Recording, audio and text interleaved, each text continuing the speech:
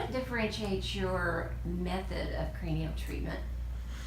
One of my early mentors was George Laughlin, who was a grandson of A.T. Still. And he did all indirect functional techniques for treating the whole musculoskeletal system.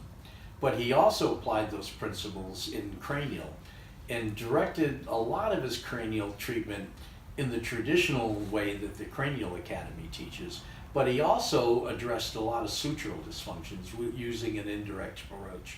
So I put together a course that really stresses an approach to sutures, and many times people who have sustained trauma or have had long-term cranial dysfunctions, it just takes a long time to get those people functional using the traditional approach, whereas if you use the sutural approach, many times the response is a lot quicker and a lot more profound.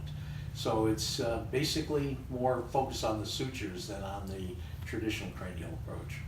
And what I like about it, Oh, and many people have told me that they have taken multiple cranial courses and they just could not feel what was going on and were not able to get results with the cranial. And they said, once I learned your approach, I was able to pick it up a lot faster and started to get a lot better. And then I was able to do the traditional cranial approach better.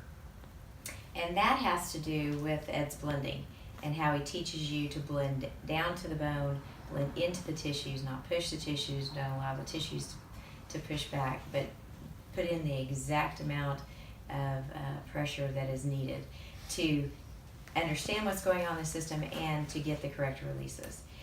But also taking other cranial courses, Ed's method is highly efficient. You only need to treat a few things in the cranium. You don't have to spend 30 minutes on just treating the head or an hour or 45 minutes. You can quickly and effectively treat the cranium in with the rest of the body and be finished with a whole body treatment in 20 minutes or less.